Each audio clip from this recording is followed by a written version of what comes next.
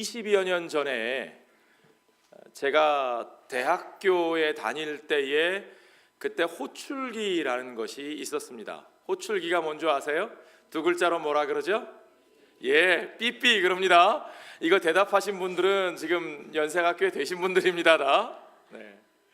호출기, 삐삐, 허리에 차고 다니면서 삐삐삐 울리면 거기에 전화번호를 확인하고 호출, 콜 아웃에 응답해서 공중전화라도 찾아서 열심히 전화를 걸어야 했던 그런 기억이 납니다.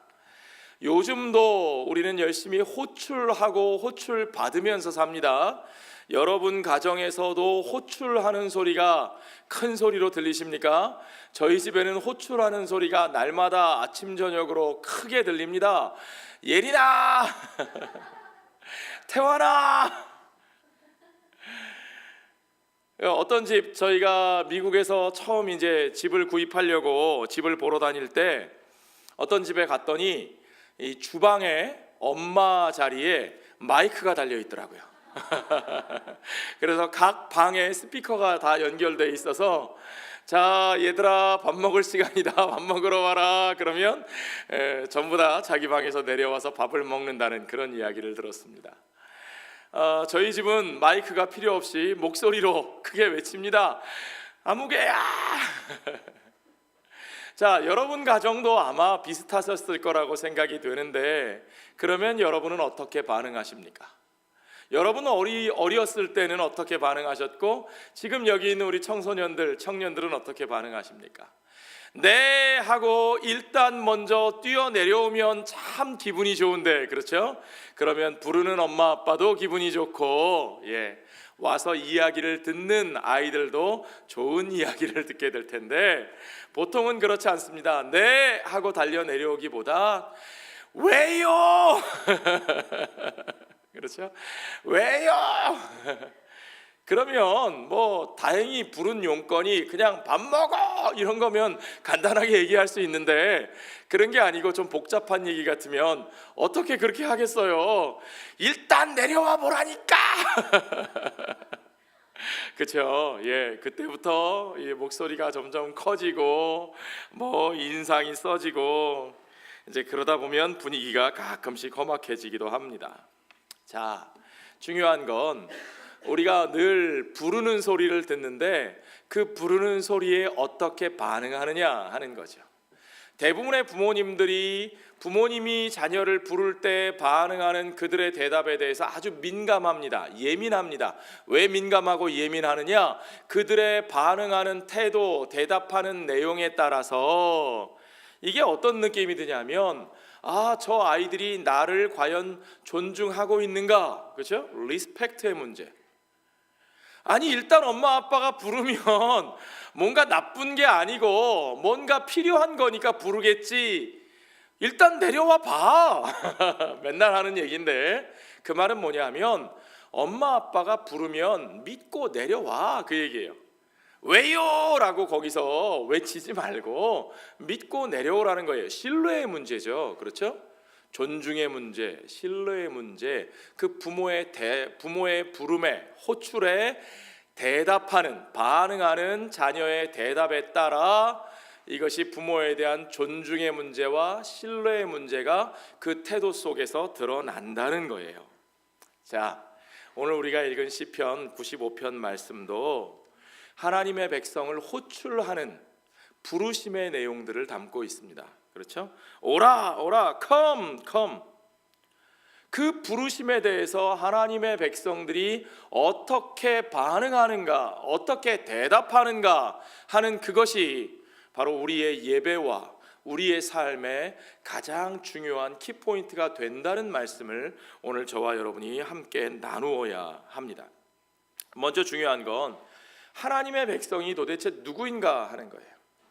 하나님이 그 백성들을 부르신다고 제가 말씀을 드렸는데 도대체 시편 기자가 부르고 있는 하나님의 백성은 어떤 존재인가?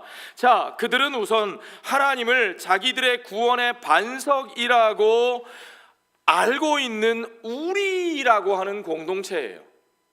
우리가 구원의 반석이신 하나님께 나아가자. 그렇죠? 우리가 그랬으니까 지금 이 시편의 시인은 하나님을 부르는, 하나님을 구원의 반석이라고 부르는 그 공동체, 그 구성원 가운데 한 사람입니다. One of that congregation. 그렇죠? 그 회중 가운데 한 사람이고, 그 한 사람이 회중을 향해서 부르고 있어요. 호출하고 있습니다. Come, let us come, let us sing, let us shout. 우리가 하나님 앞에 나아가자. 우리가 하나님 앞에 노래하자. 우리가 하나님 앞에 외치자. 오늘 시편의 전체적인 내용을 보면 그와 같은 권유가 많은데, 크게 보면 우선은 하나님 앞에 나아가서 찬양하고 예배하자는 얘기고, 그리고 그 하나님 앞에서 우리가 그의 말씀 앞에 못되게 굴지 말고 말씀을 경청하고 순종하자 하는 이야기들로 이어져 있습니다. 자, 그런데요, 이 시편이 얼마나 중요한 시편이냐 하면요, 이거는 구약 시대의 이스라엘 백성들이 성전에서 예배 부를 때 불렀던 찬송일 뿐만 아니라 신약 시대 그 이후에도, 심지어 3세기, 4세기 또 그 이후에 중세와 근대, 현대를 거치면서 수많은 교회들이 공예배에 찬송으로 곡조를 붙여서 함께 불렀던 노래예요. 그 중에 영국의 아주 오래된 찬송가 책에 보면 이 시편 95편 노래가 거기도 나오는데, 거기에 서브타이틀이 달려 있습니다. 부제가 달려 있는데 뭐라고 되어 있냐면, 하나님을 향한 찬양을 고무하는 노래, A song that encourages praise for God. 그렇게 되어 있어요. 하나님을 향한 찬양을 encouraging 하는 노래, 다른 표현으로 하면 inspire 하는 노래, 고무한다. 그렇죠? 한국의 국가보험법에 찬양 고무죄가 있는데, 고무하는 거, 그렇죠? 인커리지 하는 거예요. 격려하는 거예요. 찬양하도록, 하나님 앞에 찬양을 드리도록 영감을 불어넣고 격려하는 겁니다. 얼마나 멋진. 그러니까 이건 성도들을 향해서, 하나님의 백성들을 향해서 찬양을 하라, 예배를 드리라고 격려하고 고무하고 북돋우는 바로 그런 노래라는 거죠. 1절과 2절과 그리고 6절에도 보면 7번에 걸쳐서 Let us라는 표현이 나옵니다. Let us, 뭐뭐 하자, 와라, 가자, 나아가자, 노래하자, 즐거이 외치자. 그렇죠? 1절에 2절에 그 앞에 나아가자, 시를 지어 즐거이 그를 노래하자. 6절에도 보니까 굽혀 경배하며 그 앞에 무릎을 꿇자. 하나님의 백성들을 불러내서 그들이 함께 나와서 찬양하고 예배하라고 권유하고 있습니다. 그냥 단순하게 그렇게 하자라고 말하고 끝날 뿐만 아니라 우리가 그렇게 해야 되는 이유에 대해서도 들려줍니다. Let us라는 표현과 함께 또 많이 나오는 반복되는 표현이 뭐냐면 For the Lord is, 그런 표현이에요. 왜냐하면 하나님은 어떤 분이시기 때문에. 그렇죠? 하나님이 어떤 분이시기 때문에, 여호와가 어떤 분이신지를 아는 것이 중요하다는 겁니다. 하나님이 누구신지를 알기 전에는 우리가 그분을 바로 예배할 수가 없어요. 아니, 우리가 예배 행위를 한다고 해도, 우리가 입술로는 찬양을 부른다고 해도 하나님이 어떤 분이신지에 대해서 바로 알고 바로 찬양하지 않고는 그 찬양은 그저 그냥 노래에 불과한 거죠. 그 예배는 그냥 우상 숭배하고 다를 바가 아무것도 없는 겁니다. 그러면 도대체 하나님은 누구신가? 하나님은 정말 어떤 분이시기 때문에 우리가 찬양해야 하는가? 먼저 3절에 거기에 대한 선언이 나옵니다. 3절을 한번 같이 보실까요, 여러분? 여호와는 크신 하나님이시요 모든 신들보다 크신 왕이시기 때문이로다. For the Lord is the great God, the great King of all gods. 하나님이 크신 하나님이시래요. 여기 모든 신들보다 크신 왕이시기 때문이다 이렇게 했으니까 혹시 어떤 분들은 오해하실 수 있습니다. 하나님이 유일신이라더니 모든 신들보다? 그러면 다른 신들도 있다는 얘기네. 다른 신들도 실제 한다는 얘기 아니야? 아니요, 여기는 그런 표현이 아니고요. 하나님이 그 모든 것보다 크신 왕이시고 오직 하나님만이 주권자가 되시고 열방이 사람들이 믿는 그 신이라고 하는 것들은 그저 그들이 만들어낸 그들의 우상에 불과하여서 그들은 아무것도 할 수 없는 무능한 존재라는 사실을 분명하게 선포하기 위해서 이와 같이 표현하고 있는 거죠. 하나님이 이 땅에서 지존하신 분이라고 말하고 있습니다. 자, 우리 옛날 성경에는요, 개역 한글판 성경에는 어려운 말 한자 표현이 많이 되어 있었는데 어떤 데 보면 지존무상하시고 신묘막측하시며 막 이런 표현이 나왔어요. 우리 유스그룹 무슨 뜻인지 알아요? 지존무상하시고 신묘막측하시며 알아요? 모르겠죠. 예. 지존이란 말은 지극히 존귀하시다는 뜻이고, 무상이란 말은 예전에 저희 고등학교 때 아주 히트친 영화가 지존무상이라는 영화가 있었습니다. 무상, 그보다 더 높은 것이 없다. 하나님은 가장 존귀하시고 그보다 더 높은 것이 없다. 오늘 시편 95편은 하나님이 그와 같이 지존하신 하나님이시요 모든 것을 다스리시는 하나님이시기에 그 하나님이 가장 크고 위대하신 분이시라는 사실을 비교해서 보여주기 위해서 온 천지사방의 모든 것들과 비교해서 우리에게 표현하고 있습니다. 오늘 본문의 4절과 5절을 보십시오. 땅의 깊은 곳이 그의 손 안에 있으며 In his hand are the depths of the earth. 땅의 깊은 곳이 그분의 손 안에 있대요. 그 다음에 산들의 높은 것도 그의 것이로다. And the mountain peaks, 비교되죠. 땅의 깊은 곳과 산 꼭대기, 산의 높은 곳이 belong to him, 그에게 속하여 있도다. 바다도 그의 것이라 그가 만드셨고 육지도 그의 손이 지으셨도다. 땅의 깊은 곳, 산의 높은 곳, 바다와 육지까지 그 모든 것이 그의 손으로 지으셨고 그가 만드셨고 그의 손 안에 있습니다. He's got the whole world in his hand. He's got the whole. 그렇죠? 어려서부터 부르는 그 노래 그대로 하나님이 그런 하나님이시래요.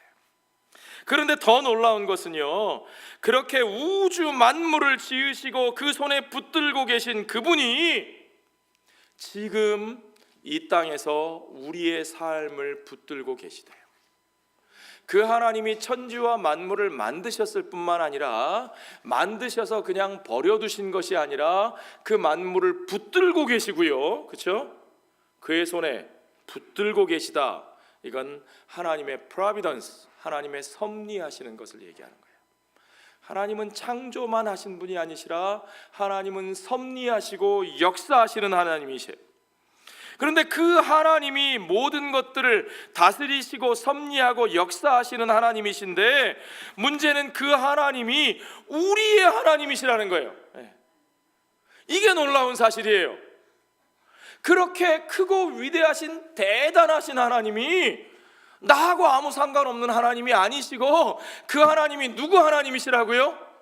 우리의 하나님이시래요. 우리의 하나님이.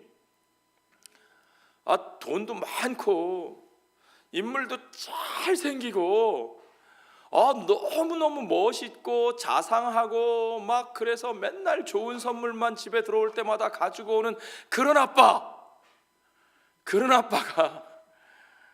제가 그런 아빠냐고요? 예배 끝나고 저희 아이들한테 살짝 물어보세요. 그런 사람이 옆집 아저씨면 무슨 소용이 있겠어요? 그렇죠? 예. 옆집 아저씨가 돈이 아무리 많으면 뭐 하겠어요? 아무리 자상하면 뭐 하겠어요? 우리 아빠가 아닌데. 그렇죠? 하나님이 아무리 크고 위대하시면 뭐 하겠어요? 남의 하나님이시면요. 그런데 오늘 시편은 우리에게 말합니다. 그 하나님이 누구의 하나님이시라고요? 우리의 하나님이시라요. 어디에요? 7절에 보세요.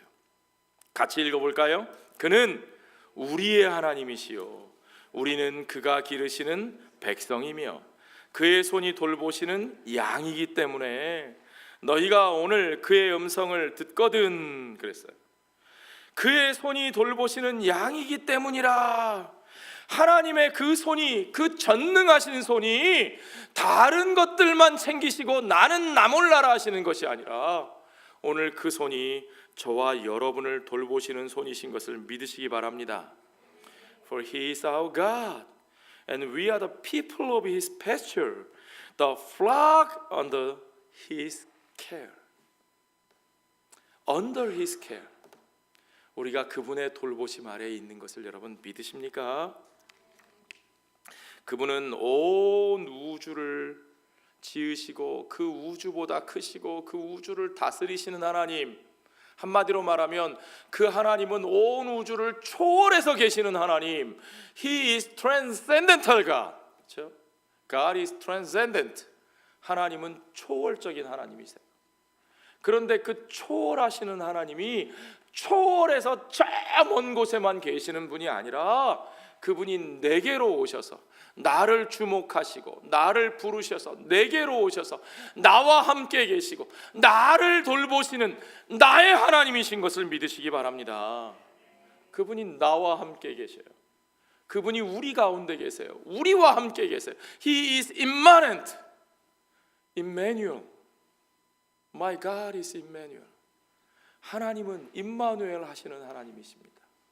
그분은 온 우주보다 크신 하나님이신 동시에 나와 함께 계시는 하나님, 나를 돌보시는 하나님, 나를 가장 친밀하게 부르시고 그분과의 관계 속에 두시는 하나님. 여러분, 그분이 온 우주를 지으셨고 그분이 사람을 만드셨고 그분이 저와 여러분을 지으셨고 그리고 그분, 우리를 지으신 그분이 또한 우리를 버려두지 아니하시고 우리를 그 모든 연약함과 모든 죄악 가운데서 구원하시는 구속자 하나님이신 것을 믿으시기 바랍니다. 오늘 본문의 6절을 보십시오. 오라 우리가 굽혀 경배하며 우리를 지으신 여호와 앞에 무릎을 꿇자. 우리를 지으신 여호와 앞에 무릎을 꿇자. 하나님은 우리를 지으신 하나님이십니다. 그런데 그 하나님이 스스로 우리 가운데 소개하신 알리신 이름이 여호와예요. 여호와. 여호와 하나님이 무슨 뜻이냐? I am who I am. 나는 스스로 있는 자라. 하나님이 언제 이 말씀을 하셨어요? 모세를 불러 하나님이 모세 앞에 자신을 드러내시면서 내 백성 이스라엘을 이제 저 애굽 땅에서 불러내라. 아니 하나님, 내가 어떻게 그런 일을 할 수 있겠습니까? 내가 저들에게 당신을 누구시라고 알려줄 수 있겠습니까? 나는 여호와라. I am who I am. 내가 그 일을 이룰 것이라. 나는 약속한 그 모든 것을 내 스스로 이루는 하나님이라. 너희를 불러내고 너희를 구원하되 그 모든 일을 언약의 주인된 나 여호와가 스스로 직접 이룰 것이라. 신실하게 이룰 것이라. 그것이 하나님의 이름 여호와의 이름에 담긴 의미입니다. 그 하나님이 우리를 지으셨고 그 하나님이 우리를 구속하셔요. 그 하나님이 우리를 불러 그와 언약의 관계를 맺게 하셨고 그 하나님이 우리의 삶을 책임져 그 구원을 완성하시는 하나님이신 것을 믿으시기 바랍니다. 그분이 우리의 목자가 되시고 우리가 그분의 백성으로 삽니다.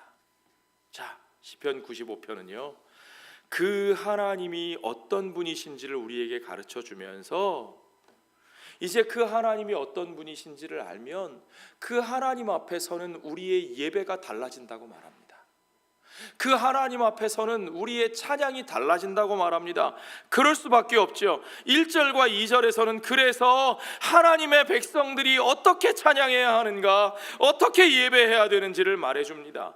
그 하나님이 어떤 분이신지 알기 때문에 우리는 그 하나님의 크심을 알기에, 그 하나님이 우리를 지으신 자이심을 알기에, 그 하나님이 우리의 목자이심을 알기에 우리는 하나님을 향해서 기쁨으로 노래할 수밖에 없고 감사함으로 나아갈 수밖에 없고 그 하나님 앞에 환호성을 지르면서 찬양과 예배를 드릴 수밖에 없다는 거예요. 오늘 우리 성도들이 함께 했던 것처럼 말이죠. 바로 그렇게 해요. 가만히 있을 수 없어요. 하나님 앞에서 가만히 있을 수 없어요.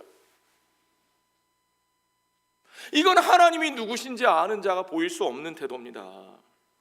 그런데요, 그런데 말입니다, 오늘 본문의 6절에서는 우리가 그렇게 기뻐 뛰어 하나님 앞에 나와 찬양하고 노래하고 소리칠 뿐만 아니라 거기서 뭐라고 말하느냐, 우리가 그 하나님 앞에 무릎을 꿇자, 그렇게 말하고 있어요.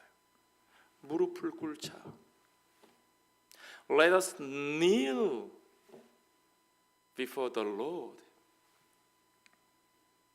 왜 우리가 무릎을 꿇어야 합니까? 한참 신나게 기쁘게 노래하고 소리치고 즐거워하는데, 예배가 그러면 좋은데, 그렇게만 하면 되는데 왜 무릎을 꿇자고 말할까요? 왜 갑자기 이렇게 분위기를 확 다운시킬까요? 왜요?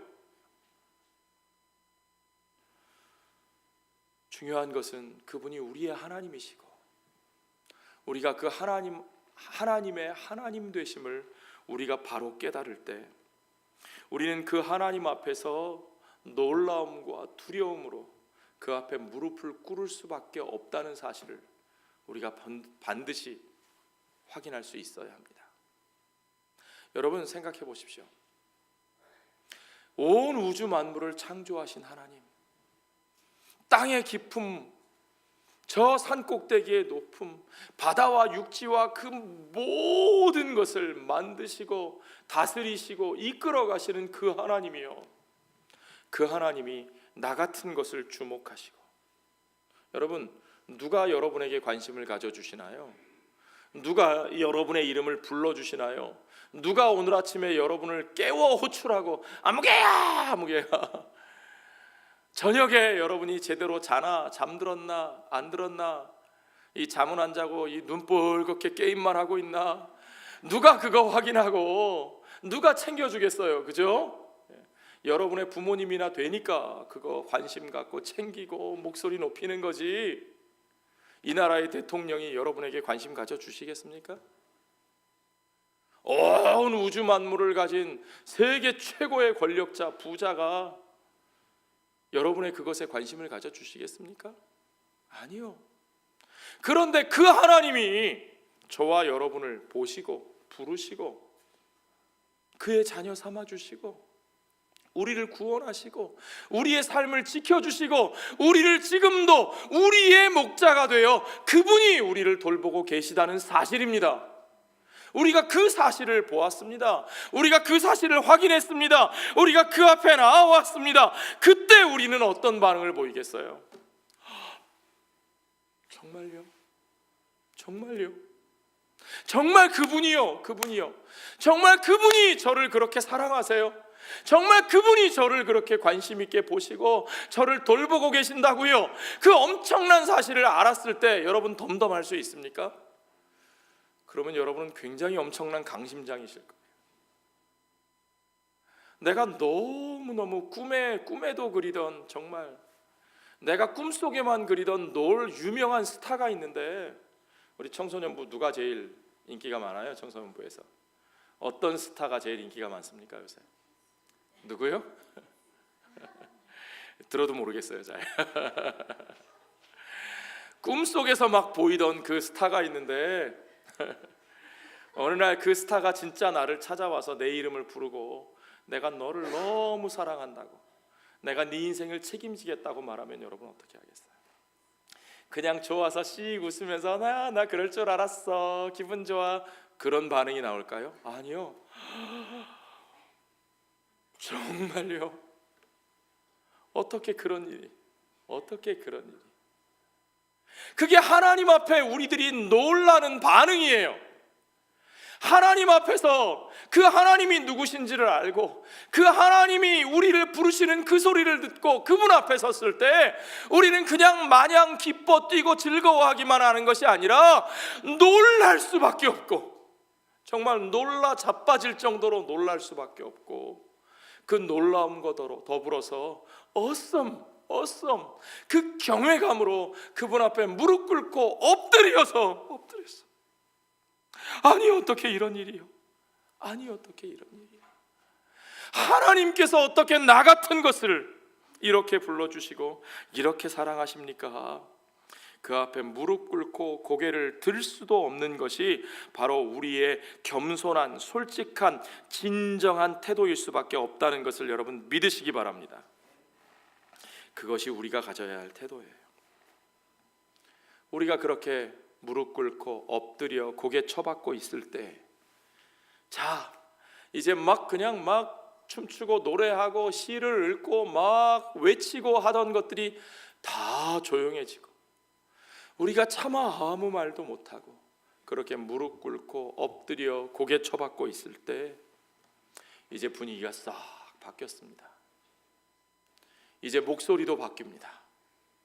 이제까지는 누구의 목소리였어요? 누구의 목소리였어요? 너희가 오늘 그의 음성을 듣거든. 7절 마지막에 이렇게 되어 있어요. Today, if only you would hear his voice. 너희가 그의 음성을 듣거든. 여기까지는 누구의 목소리였냐면 우리 one of our congregation, 회중 가운데 어느 한 사람이 말하던 거였어요. 그런데 그의 음성을 듣거든, 그러고 나서는 진짜 음성이 바뀌어요. 이제는 누가 말씀하시느냐? 하나님이 말씀하시는 거예요. 하나님이 직접 오셔서 하나님이 말씀하십니다. 그때 우리는 어떻게 할까요? 하나님이 말씀하시는데 이때다 하고 떠들고 우리 목소리를 내고 그건 그렇고요 그러겠어요? 아니요. 그때 우리는 입술을 여는 것이 아니라 이제는 우리의 귀를 열어야 합니다. 우리의 마음을 여는 거예요. 오직 하나님의 음성을 향해서 하나님의 음성을 듣고 우리의 귀를 열고 우리의 마음을 드는 시간이 우리의 예배 가운데 진정으로 필요한 것을 여러분 믿으시기 바랍니다. 하나님을 본 적이 있으세요? 하나님을 우리 눈으로 본 적이 없지만 그러나 그의 음성을 들으면 우리는 그것이 그분의 음성인 것으로 압니다. 그가 우리에게 주시는 말씀을 들으면 우리는 그것이 정말 하나님의 말씀이신 것을 알 수밖에 없어요. 왜요? 요한복음에 보면 예수님이 뭐라 그러셨어요? 목자는 양을 알고 양은 목자의 음성을 알고. 아멘. 하나님이 이스라엘 백성들을 하나님께서 그와 같이 불러주시고 그에게 하나님의 음성을 들려주십니다. 하나님께서 올 한 해의 첫 주일 예배에서 하나님이 우리를 이 예배의 자리로 부르시고 우리가 기뻐 손뼉치며 찬양하게 하신 후에 하나님이 오늘 우리에게 그의 음성을 들려주십니다. 자, 이제 하나님의 음성을 들려주실 때 주님께서 우리에게 무슨 말씀을 하실까요? 좋은 얘기, 잘했다 칭찬만 하시면 얼마나 좋겠어요. 그런데요 여러분, 새해 첫 예배에 우리가 하나님을 통해서 분명하게 들어야 할 음성은 뭐냐? 우리의 삶을 돌아보는 겁니다. 우리의 과거를 돌아보는 거예요. 이스라엘 백성들에게 하나님께서 돌아보게 하신 것은 그 조상들의 역사였는데 그 조상들이 반역하고 하나님 앞에 패역했던 역사입니다. 왜 새해 첫날 왜 그런 불편한 소리를 들어야 돼요? 그냥 축복의 메시지만 전하세요. 새해 첫날부터 재수없게 듣기 좋은 소리만 들어도 모자랄 시간에. 아니요. 하나님은 반드시 그 백성들에게 그들의 범죄하였던 과거를 확인하게 하십니다.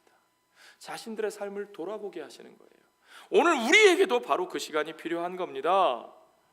여러분, 이스라엘 백성들의 역사를 돌아보면 출애굽에서부터 시작됩니다. 하나님께서 애굽에서 그의 백성을 부르셨어요. 그들이 홍해바다를 건넙니다. 그들이 홍해를 건너고 한 달 정도 행군했을까요? 그들이 시내산 근처까지 왔는데 하나님께서는 그들에게 그 시내산 근처에 있는 르비딤의 진을 치라고 말씀하셨어요. 캠프를 쳐라 그랬어요. 그런데 문제는 그 르비딤에 마실 물이 없는 겁니다. 백성들이 화가 나요. 이제 모세에게 불평을 합니다. 원망을 하는 거예요. 우리를 뭐하러 여기까지 데리고 와서 우리를 여기서 이 목말라 죽이려고 하느냐? 애굽에서는 물이 있었는데, 애굽에서는 먹을 것이 풍족했는데 뭐하러 우리가 이 사막까지 와서 여기서 굶어 죽고 목말라 죽게 되었도다.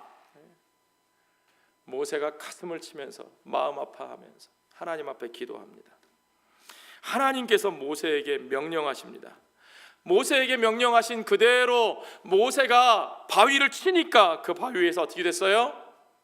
물이 솟구쳐 나왔죠. 그런데요, 이것이 그냥 그렇게 하나님 앞에 기도하니까 하나님이 들어주셨다 할렐루야 이러고 끝나는 거냐? 아니요. 그 일이 있은 다음에 하나님께서 모세를 통해서 그곳에 지명을 정해주시는 것을 보면 우리가 알 수 있어요. 그곳의 지명이 뭐냐? 마사가 무슨 뜻이냐? 시험하였다, 테스트, 그런 뜻이에요. 떠보았다. 이거는 긍정적인 의미가 아니라 부정적으로 유혹에 가까운 의미예요. 시험하였다. 그리고 또 어떤 지명을 붙이느냐? 무리바라는 말은 싸웠다 그런 뜻입니다. 다투었다. 무슨 말이냐? 하나님의 백성이 하나님을 시험했다는 말입니다. 하나님의 백성이 하나님과 다투었다는 말입니다.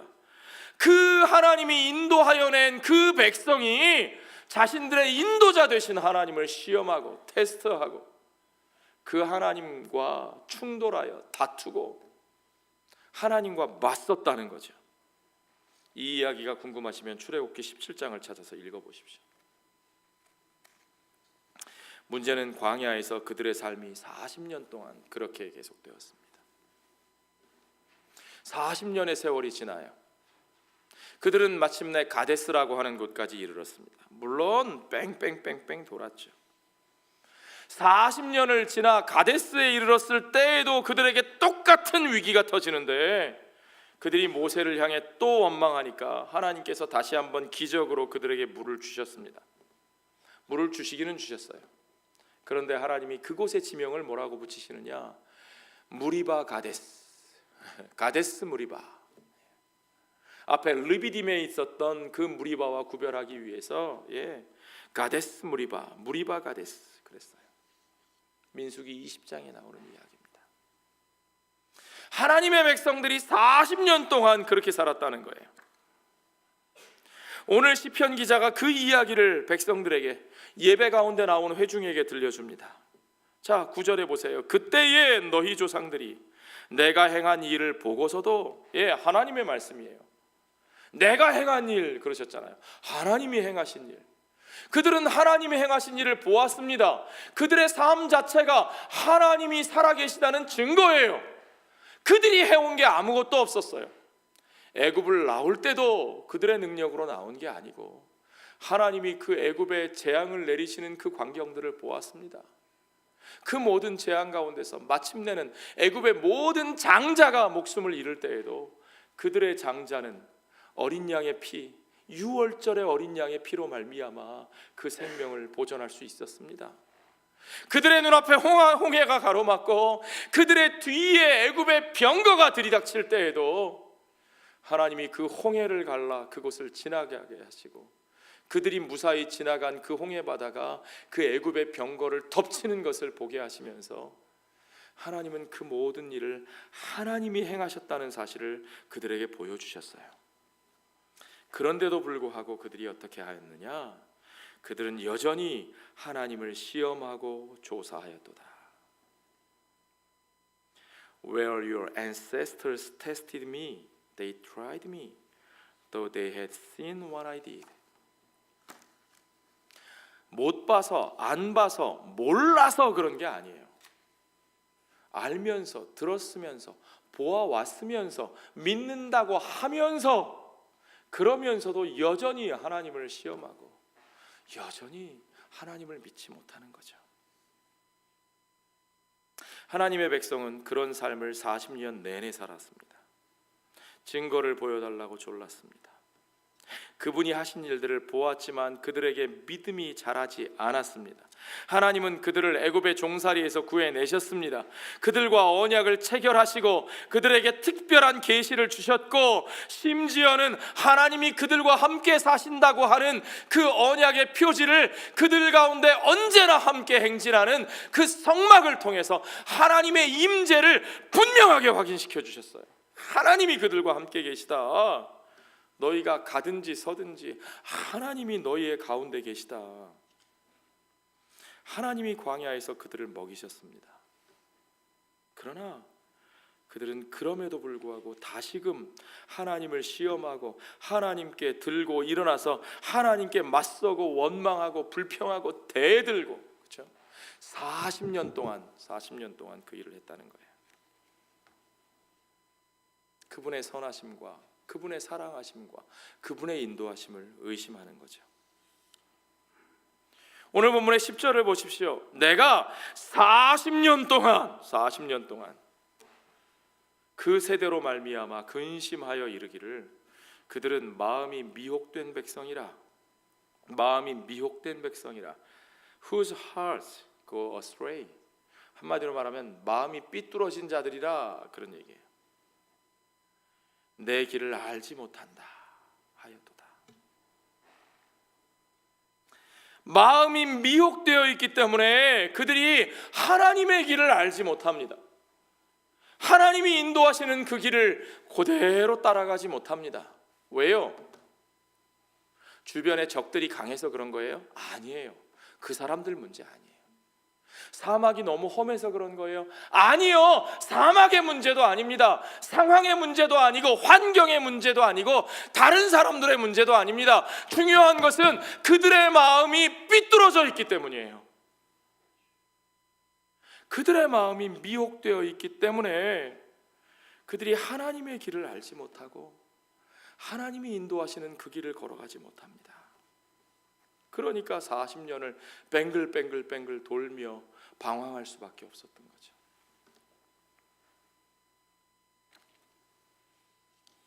11절에 보니까 마침내 하나님의 진노를 선포합니다. 그러므로 내가 노하여 맹세하기를 그들은 내 안식에 들어오지 못하리라.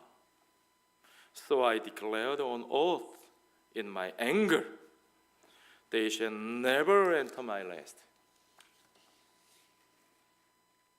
하나님이 어떻게 이런 말씀을 하실 수가 있죠? 하나님은 사랑이신데, 하나님은 신실하신데, 하나님은 선하신데, 그러면 하나님이 그 맺으신 언약을 취소하시나요? 아니요. 하나님은 그 언약을 취소하시지 않으셨습니다.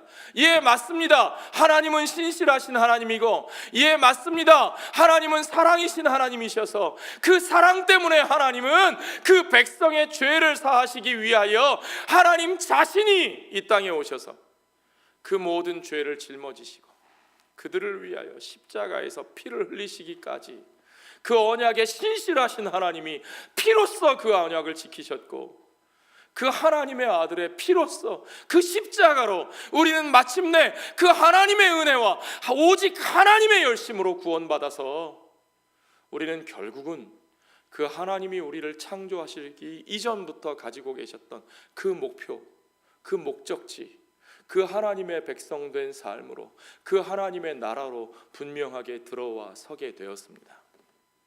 하나님이 하신 일입니다.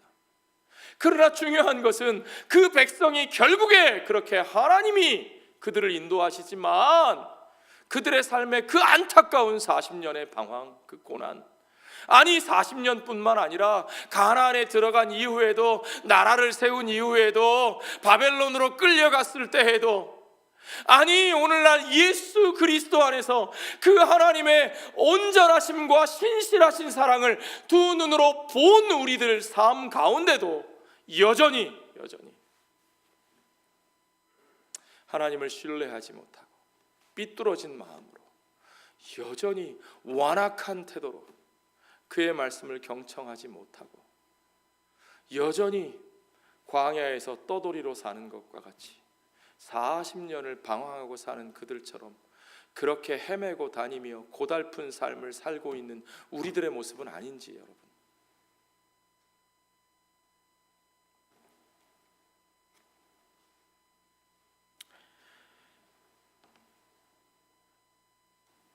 하나님을 시험하고 조사하고 하나님의 음성 앞에서 그 마음을 완악하게 하는 자는 오늘 하나님의 백성들이 그들의 역사를 돌아보며 반성하며 불렀던 이 찬양의 노래처럼 그들은 결코 하나님이 주시는 안식에 들어가지 못합니다.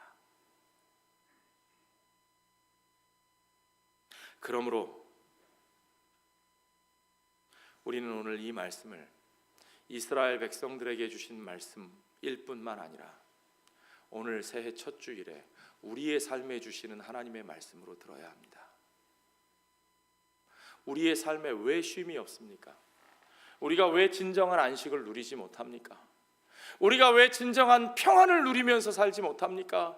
우리가 왜 하나님의 백성다운 그 평안과 기쁨을 누리지 못하면서 삽니까? 우리가 여전히 하나님을 시험하고 하나님의 말씀 앞에 경청하지 아니하고 순종하지 아니하고 완악한 마음을 가지고 내 고집을 내세워 내 방식대로 내 원하는 길로 걸어가고 있기 때문은 아닙니까, 여러분? 오늘 6절에서 말하는 것처럼 여호와 앞에 무릎을 꿇자. 그 앞에 무릎을 꿇는 것이 예배하는 자의 삶의 기본입니다. 여호와 앞에 무릎을 꿇고 우리의 완악한 마음을 내려놓고 우리가 그의 말씀을 경청하고 그의 음성을 순종할 수 있어야 합니다. 그래서 히브리서 기자는 바로 이 시편 95편 말씀을 그대로 인용해서 성도들에게 권면합니다. 히브리서 3장 7절로 8절 말씀해 보니까 그러므로 성령이 이르신 바와 같이 오늘 너희가 그의 음성을 듣거든 광야에서 시험하던 날에 거역하던 것 같이 너희 마음을 완고하게 하지 말라. 너희 마음을 완고하게 하지 말라. Do not harden your heart as you did in the rebellion. 우리 마음을 하드하게 만들지 마십시오. 하나님 앞에 무릎 꼿꼿이 세우지 마십시오.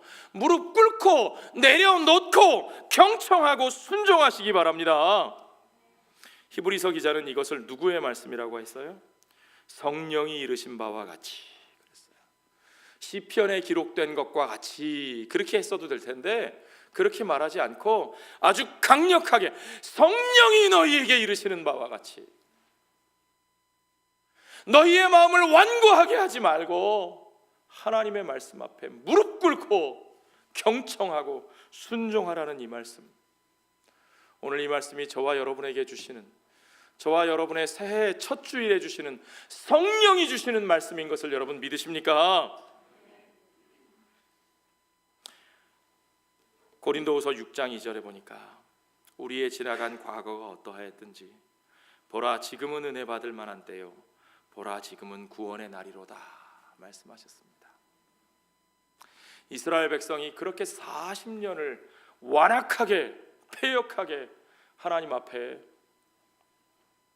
반역하였어도 하나님은 그들을 반드시 결국 그들을 그 가나안 땅에 들어가게 하셨습니다. 하나님의 열심이, 하나님의 그 사랑이 그들을 무릎 꿇게 하셨고 그들이 하나님의 말씀을 듣게 하셨어요. 그들이 가나안 땅에 들어갈 때에 하나님께서 신명기 들어가기 직전에 그들에게 신명기 말씀을 주시면서 거기서도 제일 중요하게 강조하신 게 그거예요. 쉐마 이스라엘 아도나이 알로헤누.